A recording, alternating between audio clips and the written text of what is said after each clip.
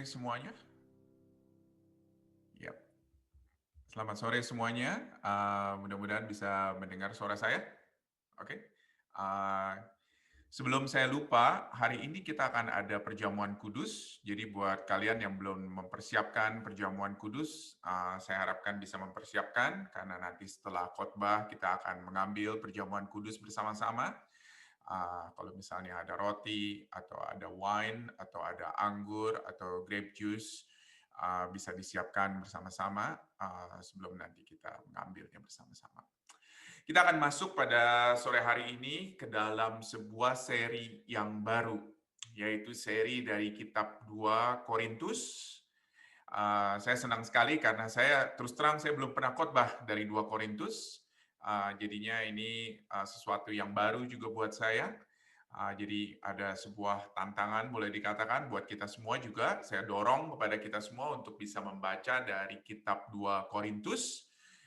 Ini nggak sepanjang seperti 1 Korintus, tetapi kita bisa melihat bagian per bagian dan bagaimana kitab ini adalah kitab yang disampaikan oleh Rasul Paulus kepada jemaat di Korintus, jemaat yang dia sangat kasihi, jemaat yang dia spend waktu cukup lama.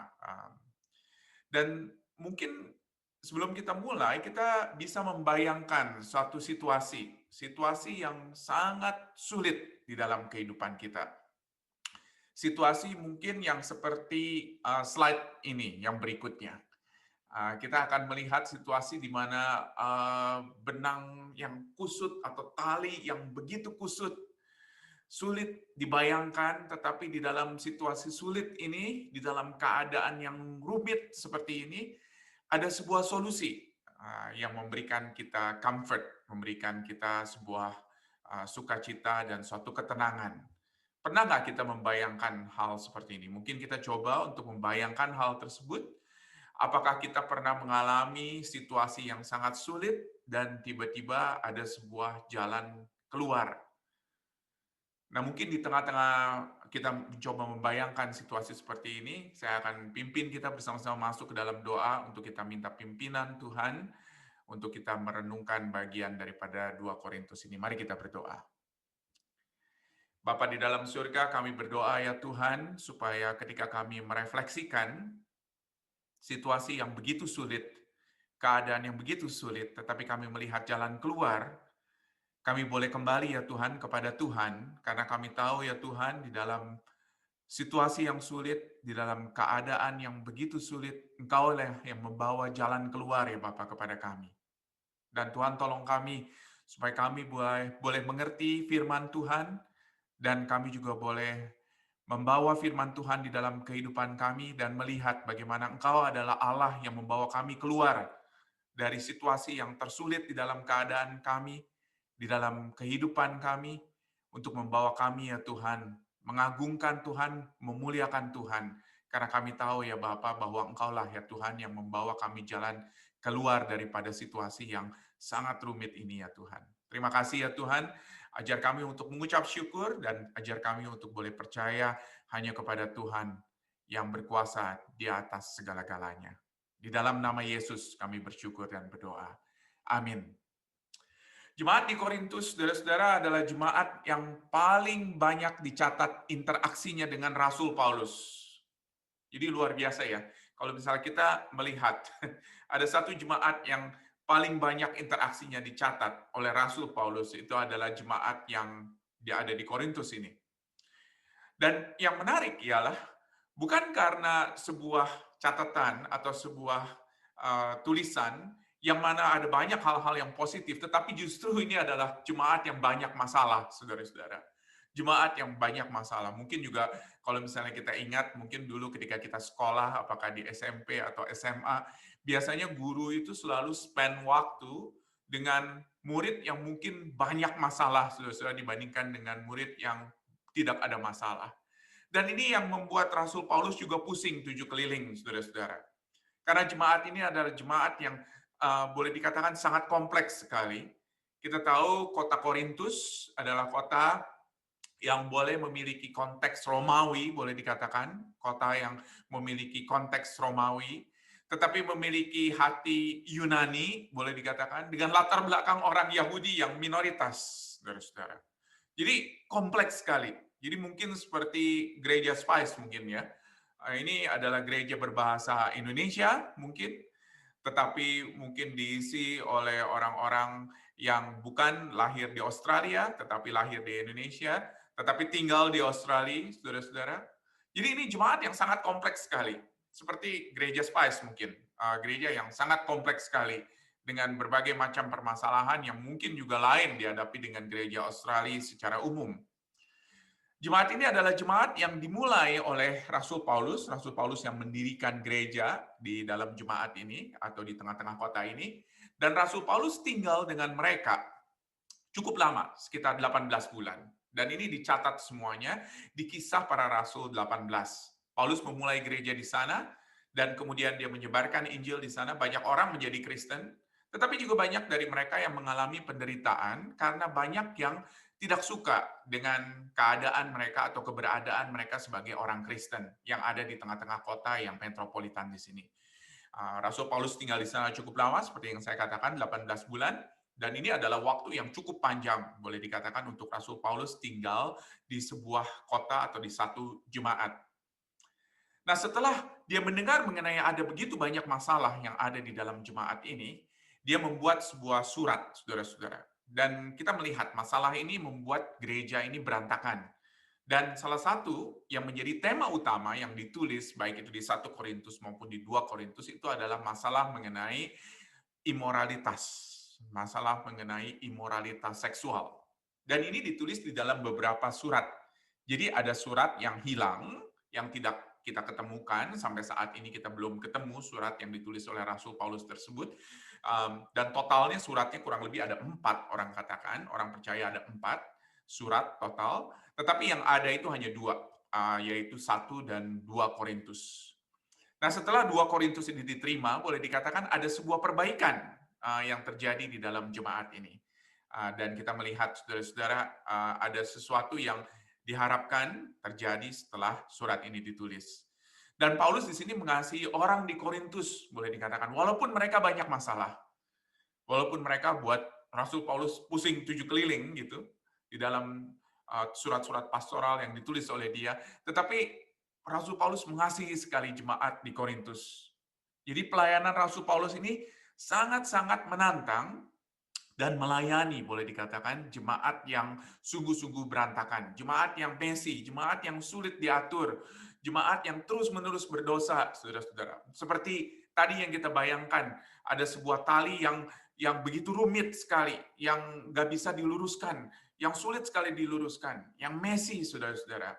Tetapi justru Rasul Paulus menuliskan surat ini agar jemaat di Korintus mengerti arti Injil, hidupnya dirubah oleh Injil, dan hidupnya boleh untuk Injil, saudara-saudara. Seperti apa hidup yang demikian tersebut? Kita akan melihat pada sore hari ini, apa artinya hidup yang diubah oleh Injil, hidup yang dibentuk oleh Injil, dan hidup yang diberikan untuk Injil. Yang pertama, saudara-saudara, hidup yang seperti demikian adalah hidup yang dimulai dan diakhiri di dalam Allah. Perhatikan ayat 1 sampai ayatnya yang ke-7. Biasanya di sebuah surat pada zaman tersebut, itu adalah memperkenalkan si penulis terlebih dahulu dengan panjang lebar. Tetapi bukan demikian dengan Paulus. Dia hanya menyebut, boleh dikatakan, asal suratnya itu dari mana, yaitu dari dirinya, dan langsung boleh dikatakan menuliskan apa yang menjadi hal yang sangat penting. Yang penting ialah bahwa surat ini, atau jemaat ini bahkan, bermula dari Allah.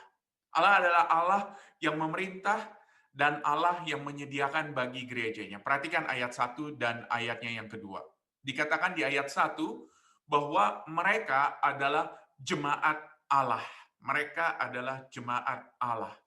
Jadi dengan kata lain, gereja itu, saudara-saudara, jemaat di Korintus dan juga di Spice, boleh dikatakan, itu adalah milik Allah.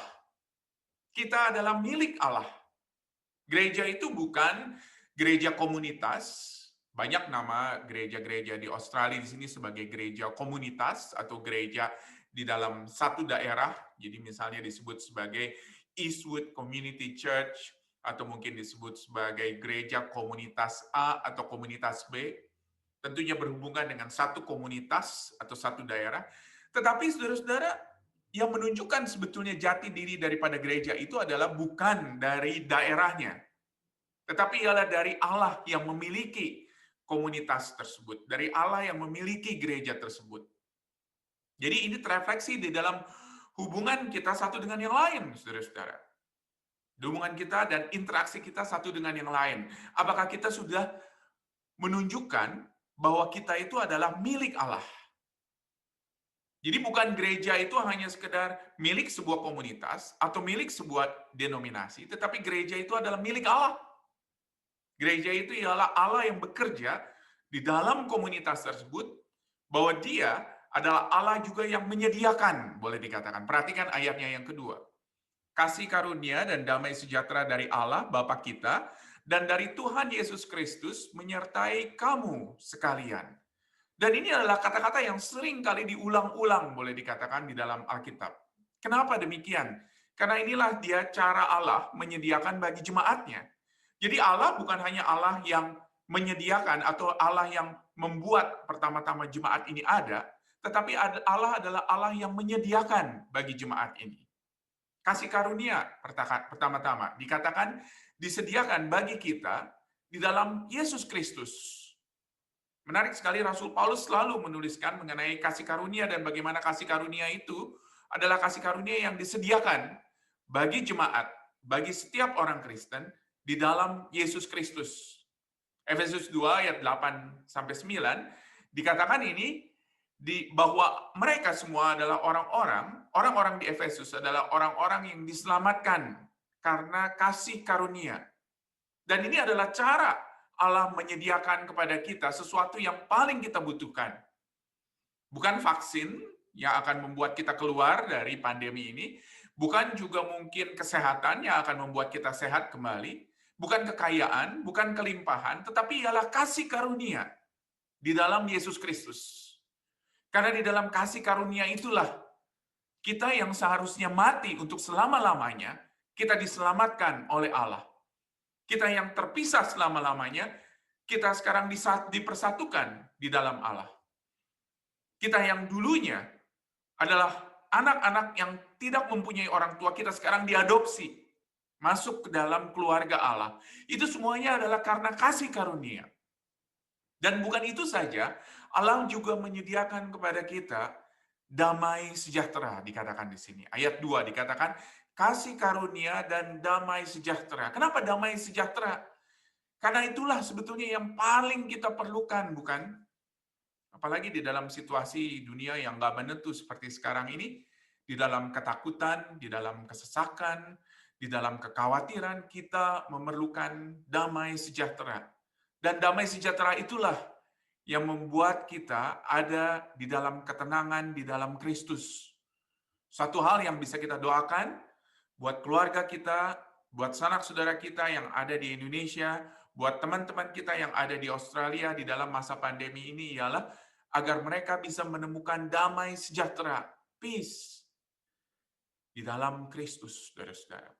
Damai sejahtera itulah yang juga disediakan oleh Allah. Jadi Allah bukan hanya Allah yang mendirikan jemaat ini, bukan Allah adalah Allah yang memulai jemaat ini, dan Rasul Paulus mengakui bahwa bukan dia yang memulai jemaat ini, tetapi adalah Allah yang memulai jemaat ini. Tetapi Allah adalah Allah juga yang memelihara jemaat ini. Dia menyediakan kepada jemaat ini apa yang mereka perlukan. Kasih karunia. Dia menyediakan damai sejahtera. Dia menyediakan apa yang mereka paling butuhkan, boleh dikatakan, di dalam kehidupan ini. Bukan yang sekedar menyediakan apa yang mereka inginkan, tetapi apa yang mereka sangat butuhkan, yaitu Yesus Kristus. Di dalam kasih karunia itulah kita memperoleh juga damai sejahtera di dalam Kristus. Itu yang pertama, saudara-saudara. Dan Allah ini adalah Allah yang menghibur di dalam segala macam penderitaan, dikatakan di ayat 3 sampai ayatnya yang ke-7.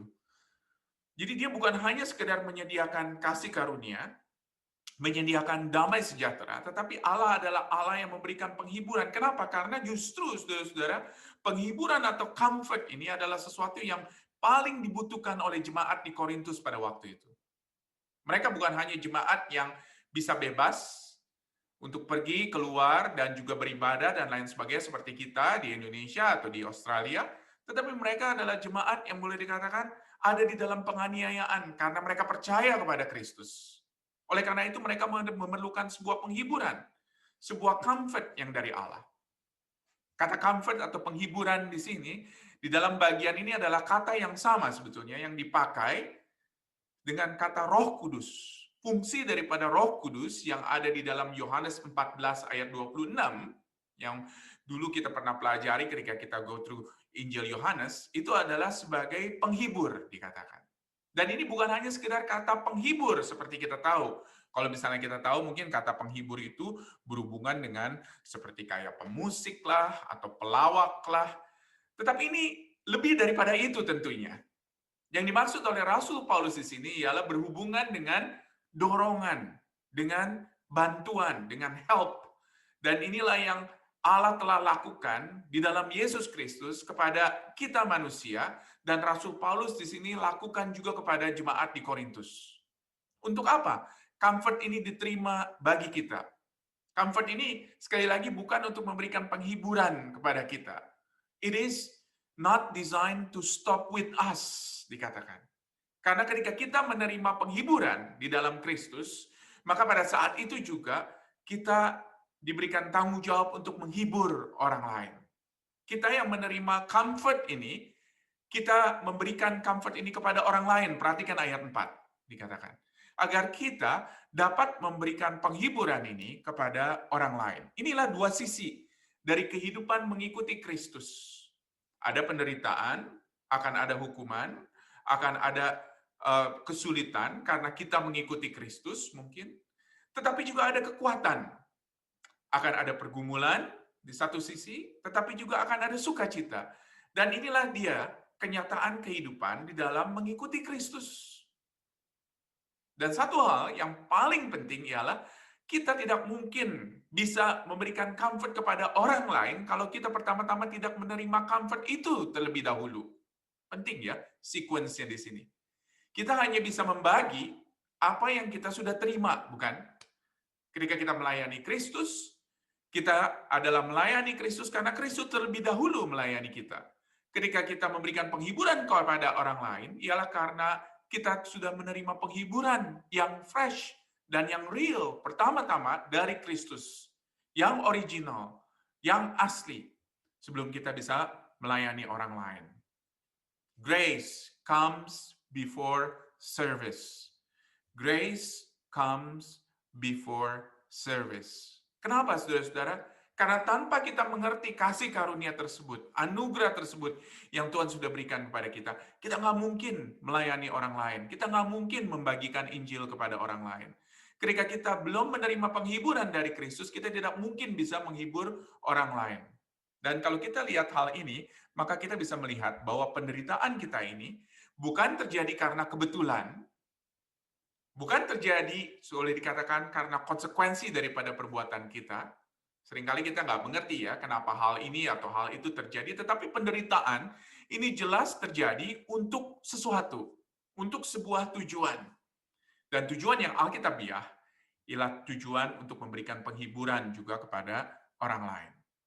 Jadi sekali lagi, ketika kita menerima sebuah penderitaan karena kita mengikuti Kristus, maka kita juga harus sadar bahwa kita yang sudah menerima penghiburan di dalam Kristus, kita dipanggil untuk memberikan penghiburan itu kepada orang lain.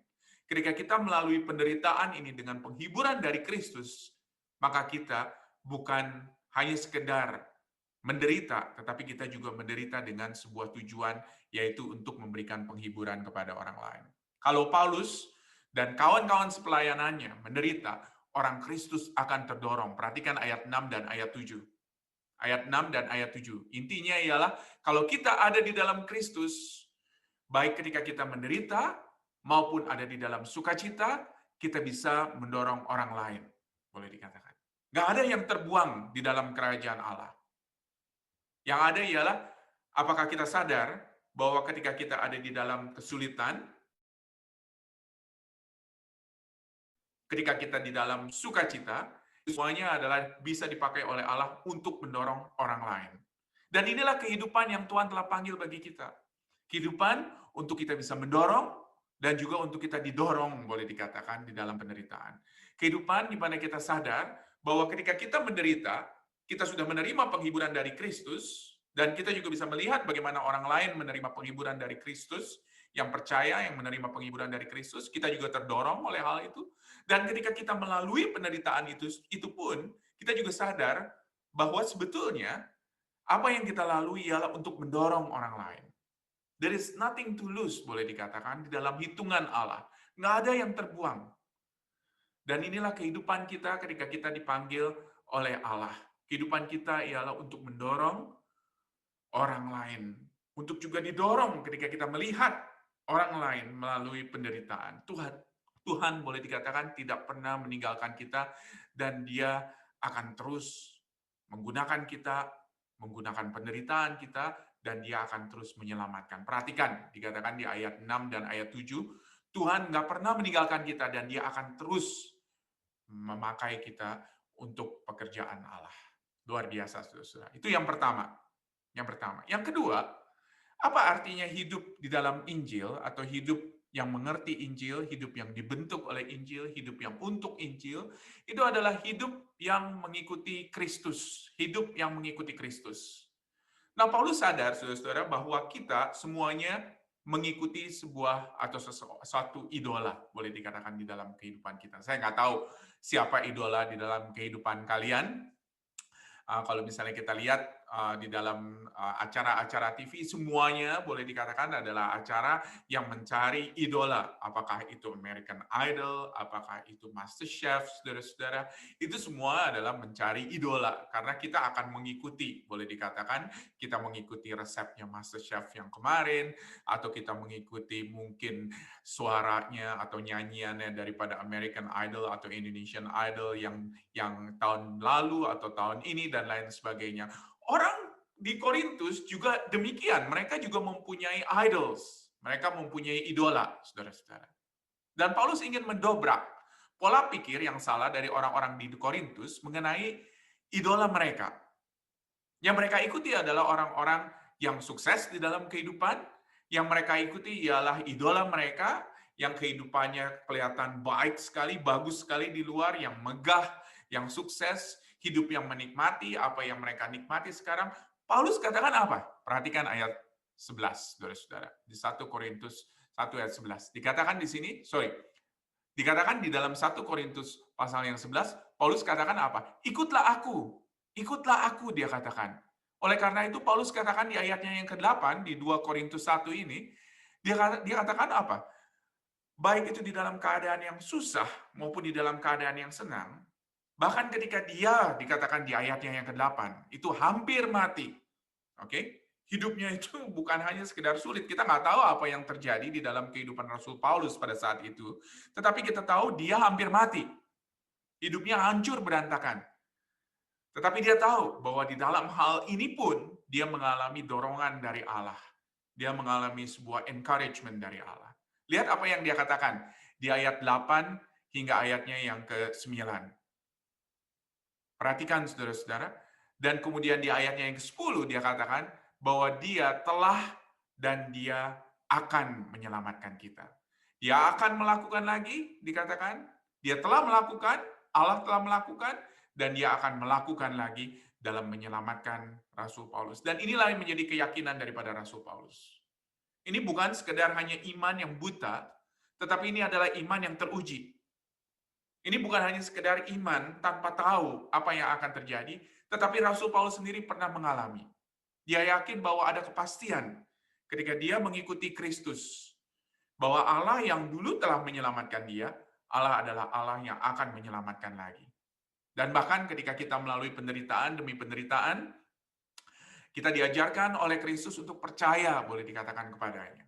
Dan ini bukan hanya supaya kita bisa melalui semuanya, tetapi kita tahu bahwa pada akhirnya kita tidak perlu lagi melalui penderitaan ini karena kita akan bersama-sama dengan Kristus nanti selama-lamanya. Sekali lagi, di dalam kehidupan orang Kristen, there is nothing to lose, boleh dikatakan. There is nothing to lose. Bahkan ketika kita harus melalui penderitaan, kita tahu bahwa penderitaan kita ialah untuk memberikan penghiburan kepada orang lain. Untuk memberikan comfort kepada orang lain. Dan bahkan kalau misalnya kita melalui penderitaan yang sulit sekalipun, kita tahu juga satu hal, bahwa kita ada kepastian di dalam Kristus, bahwa Kristus tidak akan meninggalkan kita. Jadi penderitaan itu bagus sebetulnya, membuat kita lebih percaya, membuat kita berjalan lebih dekat lagi bersama-sama dengan Kristus. Dan inilah sebetulnya yang menjadi resume yang ideal boleh dikatakan dari orang Kristen. Kalau kita tanya mungkin resumenya Rasul Paulus atau LinkedIn-nya Rasul Paulus itu seperti apa? Rasul Paulus nggak punya apa-apa boleh dikatakan yang dia bisa tunjukkan di dalam resumenya. Dia akan kasih lihat mungkin luka-lukanya.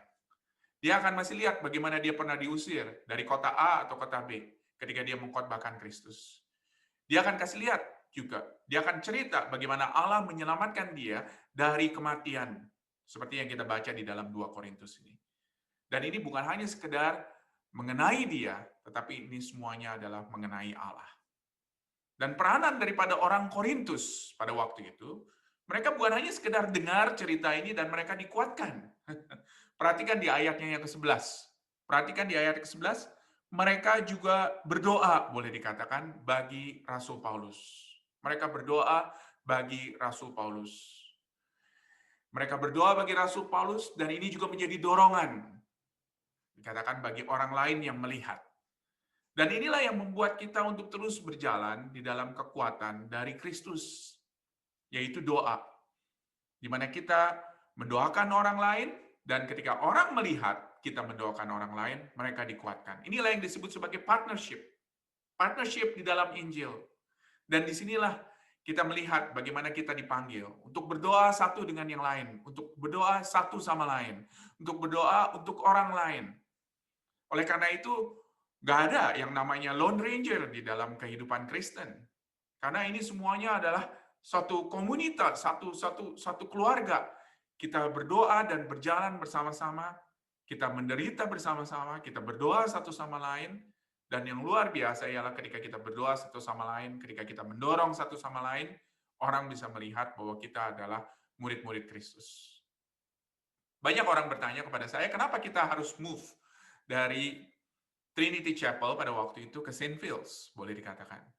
Bukan hanya karena ada sebuah perubahan yang ada terjadi di dalam Trinity Chapel, tetapi kita perlu mitra, kita perlu partners di dalam Injil. Kita perlu, saudara-saudara, orang yang mendoakan bagi kita. Kita juga perlu mendoakan bagi orang lain. Kita perlu, saudara-saudara, ada di dalam satu komunitas di mana kita bisa tahu bagaimana pergumulan yang terjadi kepada jemaat lain dan bagaimana kita bisa mendoakan jemaat lain supaya jemaat lain juga bisa mendoakan bagi kita, dan ketika orang melihat bagaimana kita saling mendoakan, mereka bisa memuliakan Allah. Kenapa kita memilih untuk mengadopsi dan berdoa bagi Julie contohnya, sebelum dia pergi ke Indonesia? Karena apa? Karena kita tahu ketika kita melakukan hal tersebut, dan ketika kita berdoa bagi dia, dan ketika Julie juga berdoa bagi Spice, maka Tuhan akan dimuliakan, saudara-saudara. Inilah yang disebut sebagai partner di dalam Injil, mitra di dalam Injil, saudara-saudara. Dan inilah yang membuat kita perfect di dalam weakness, saudara-saudara. Saya nggak tahu saudara pernah lihat image ini image yang terakhir, ada nggak image-nya itu? Ya, ini adalah sebuah weed, boleh dikatakan. Ini adalah tanaman liar, boleh dikatakan, yang ada tumbuh biasanya. Saya paling sebel saudara-saudara dengan tanaman ini karena mereka tuh tumbuhnya paling cepat sekali, apalagi kalau misalnya lagi musim hujan, banyak hujan, nggak dikasih pun bibitnya, mereka itu keluar sendiri dan tumbuh sendiri dan cepat sekali berkembang, saudara-saudara. Saya biasanya harus pakai sprayer untuk matiin weed ini, saudara-saudara. Tetapi yang luar biasa ialah weed ini adalah tumbuh biasanya di tengah-tengah himpitan, saudara-saudara. Di tengah-tengah himpitan seperti konblok ini atau seperti batu-batuan ini, saudara-saudara. Ini bukan environment yang baik. Saya yang paling nggak suka ialah ketika saya beli tanaman dan saya taruh di dalam tempat yang baik, dengan tanah yang baik, dengan tanah yang subur, dan lain sebagainya, malah tanamannya itu mati. Tetapi wheat, saudara, itu bisa tumbuh di tengah-tengah batu, di tengah-tengah konblok, dengan cepat sekali, saudara-saudara. Dan bahkan kalau misalnya kita nggak kontrol wheat ini, ada yang bisa tinggi sekali, saudara-saudara. Kenapa? Kenapa wheat ini bisa tumbuh di dalam himpitan ini? Karena kita tahu, saudara-saudara, ternyata wheat itu dia cocoknya memang tumbuh di dalam environment seperti ini. Ketika ada himpitan, justru dia subur, saudara-saudara. Saudara-saudara, saya ingin mengajak kita untuk memikirkan hal ini, bagaimana caranya kita bisa subur, boleh dikatakan, di dalam himpitan tersebut. Bagaimana kita bisa perfect di dalam weakness. Ketika kita mengalami penderitaan, kesulitan di dalam kehidupan kita, kita tahu, saudara-saudara, bahwa itu adalah sesuatu yang Tuhan berikan bagi kita, bukan hanya untuk kita. It doesn't stop with us, tetapi ialah untuk orang lain juga.